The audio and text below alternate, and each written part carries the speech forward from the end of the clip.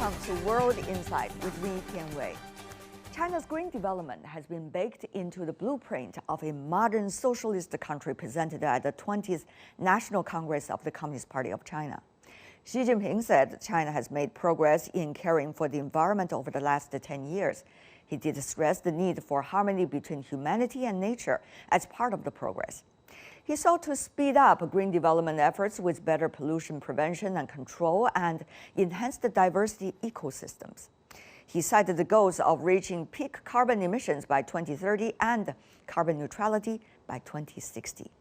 So for more insights, let's loop in our panelists.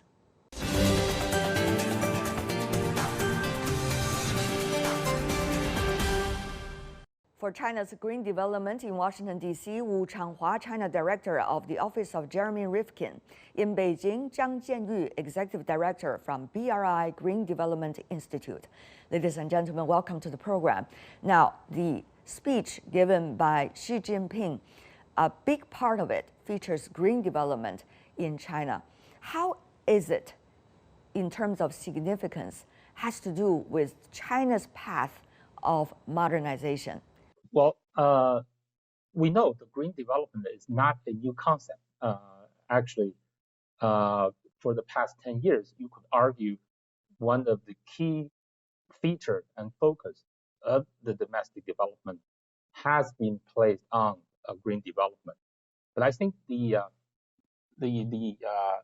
feature of this new speech of the 20th Party Congress is really it established green not only as the ends, but also the means of the whole modernization of China. Can you give some examples?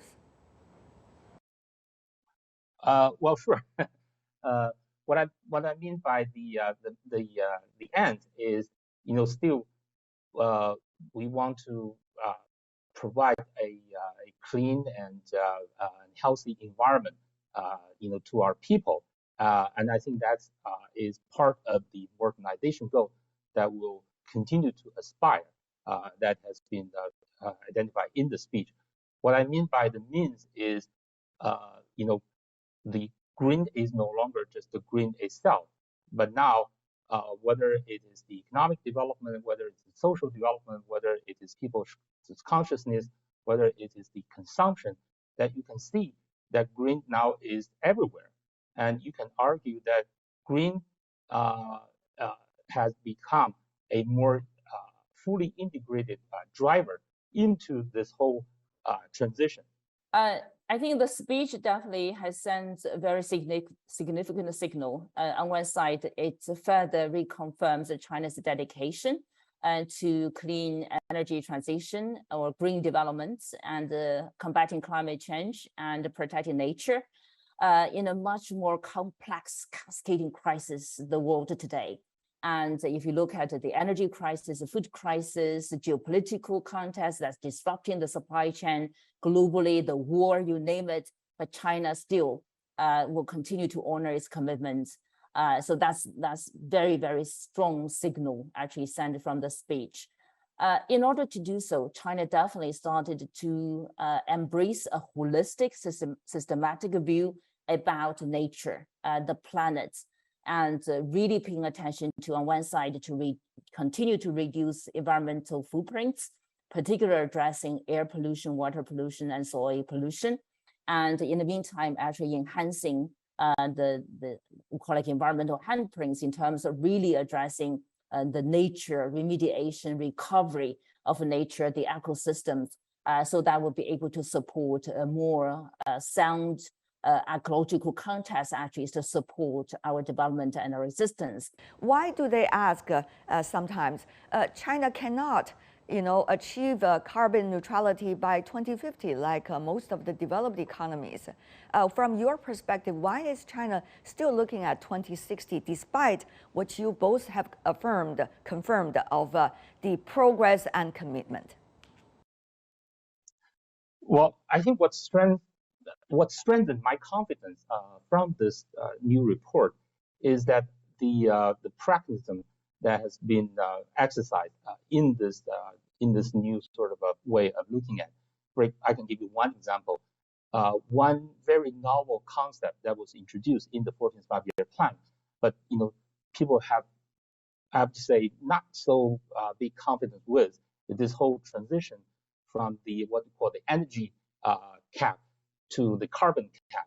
Well, that was re-established and reconfirmed in this report, saying that we need to continuously, through this gradual transition from the energy cap, what they call the two cap for the energy, both the energy cap and energy intensity cap, to carbon cap and also carbon intensity cap. It's just one sentence, but I think it's a huge step that really outlines the country's determination to go to the end, what I said earlier, of carbon control instead of just energy control. The whole country's goal is no longer just an energy cap, but rather is a carbon emission cap. And I think that helped really confirm the peak that we're going to try to achieve. And if you look at the neutrality, although the language right now is that we're going to use a prudent step to try to achieve the carbon neutrality. But if you look at, again, the details that was laid out in the report, it really gives you the confidence. And one example of that, it still emphasized on the carbon market, the largest of it here in China, and also it emphasized on establish a very specific and stringent carbon accounting system that will help to regulate the behavior of all the economic activities in the society.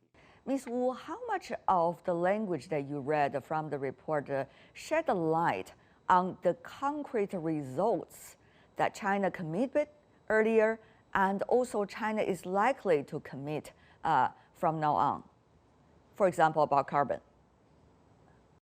Yeah, let's just focus on carbon. I think China's commitment remains effective and reconfirmed by the president's speech as well. So the commitment is that China is aiming to peak its emissions before 2030 and achieving carbon neutrality before 2060.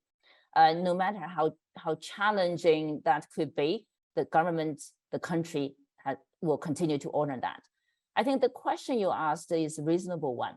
Particularly put China's efforts in the global context. From a science perspective, I think definitely we started to see data, evidence, extreme weather events, disasters, the losses and damages there. So yes, there is a tremendous increasing sense of urgency in terms of all countries, including China, need to lift up the commitments. So we'll see. That's going to be the conversation at COP27 in less than a month's time in Egypt. We'll see. And in the meantime, I think I mentioned the complexity, the cascading crisis we're living in now. We have energy security issues, for security issues, stuff like that. So we have many other priorities actually competing in this sort of very narrow time space there. So that's why it's getting so complicated. It's challenging, particularly for China.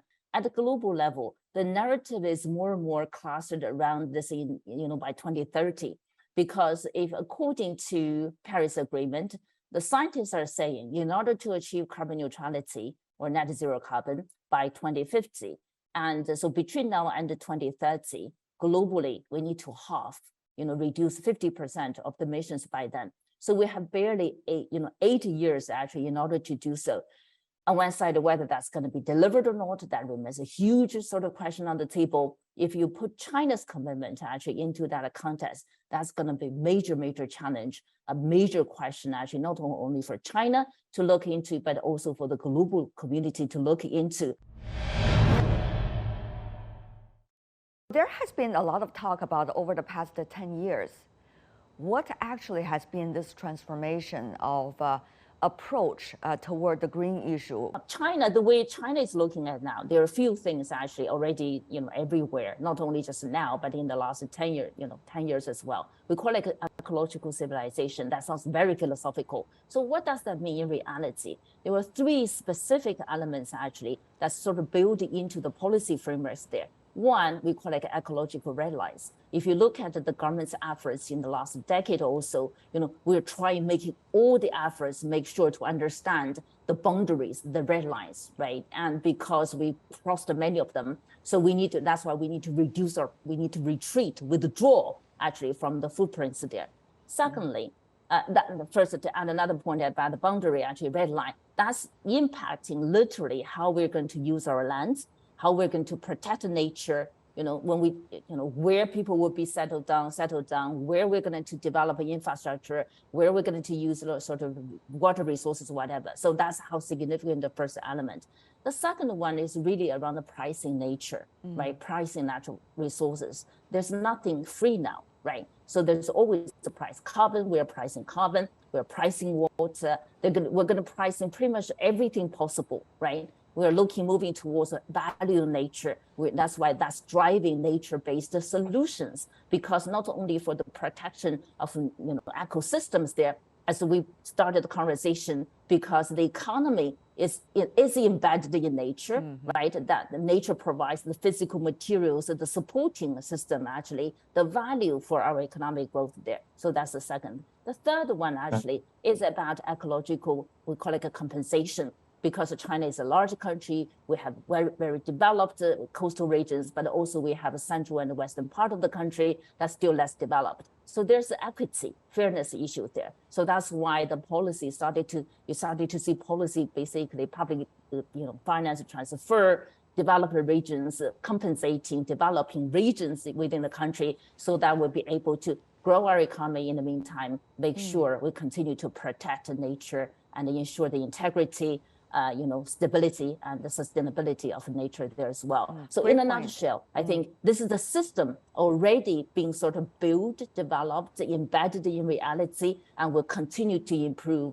If you look at the section of the green section of the report, what's really interesting, it has 4 sections. The first section starts with green transition, and then they talk about pollution prevention, pollution control, and then it talks about the nature ecological protection, and then the last section is carbon peaking and also carbon neutrality. I think what really interesting is the balance between the four sections within that part of the report.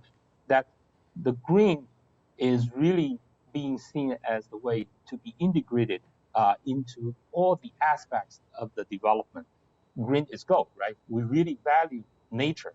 And the way to help us to achieve that goal is through the emphasis of the 3 independent but also related elements: pollution control, ecological conservation, and also carbon reduction, carbon peaking, and carbon neutrality. And the way to achieve it is to have all those 3 components integrated into the green transition. That is also the main feature of this whole modernization of China. We have seen some dramatic changes, as both of you mentioned, on the technologies, for example, the global supply chains and also global value chains. There's going to be great challenges ahead, even though we've already experienced the great challenges earlier. So what does that mean in terms of China's planning of what to do about quote-unquote green? Globally, particularly championed by China in the last decade or so, there's a generally global supply chain already in existence, and China has become a dominating player in that context. If you look at the solar, wind, and battery, the EV there as well. And it's a global supply chain, right? And because there are resources somewhere, we need to invest and then supporting the whole system there. So part of China's contribution by becoming a major supplier, actually dominating player, is dramatically reduce the cost of renewable energy, right? Now also battery, EV there as well, which has been celebrated by the rest of the world, right, in the last decade or so. But somehow with the coming forward with the geopolitical part led by the United States, because they want to make sure they're going to America first, American made, American facture, American, supply chain security, whatever the names, all there in the current Biden administration, the laws regulation there as well. That's dramatically disrupting the whole supply chain. Do you see there's any solution or any light that has been shed on this harsh reality? Well, the thinking currently, like it or not, maybe sort of it's a have-to situation. China has to rely more and more on itself, right?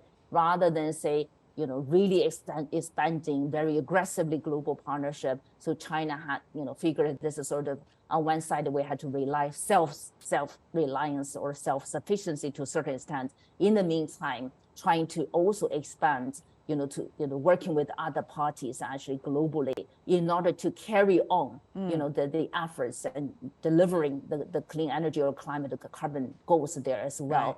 So Ms. Wu, you're saying that this is not an issue of choice, but rather an issue of reality when China is saying self-reliant. Yeah. We see in that report continuation of phrases and terminologies used in the last 19th Party Congress. For example, new pattern of development that is found on the domestic economy and features the positive interplays between domestic and international flows. Now, that's a very long phrase, but it further explains what does China mean when it comes to so-called self-reliant. Now, how is that concept also coming in to the green issue we have been discussing, especially looking at the realities of global supply chains and value chains? If you look at this new sort of approach new vision that was established by the president, I think there's three things really stand out, right? Green, innovation, and human resources. And I think green is really, I think, one thread that can chain all of this together and integrate them together. I think basically what China's attitude, my reading from the report is that we will continue with what we have committed ourselves to. We know that is the vision, that is the future of the world. In the meantime, we still want to be a responsible global citizen that contributes to the global progress. China now is providing 80% of the solar panels to the world. I think all that has followed the pattern you just said. The first important thing, we need to be able to develop those capacities domestically, both in terms of the innovation technology, both in terms of human resource of the high caliber experts, and also in terms of the new pattern, which is the green and low carbon development domestically. Then we'll do our best to help and to contribute to the world, although that's something probably is going to be out of our control for some time. Zhang Jianyu, Wu Changhua, thank you so much for your updates and also your analysis of the latest report. Appreciate it.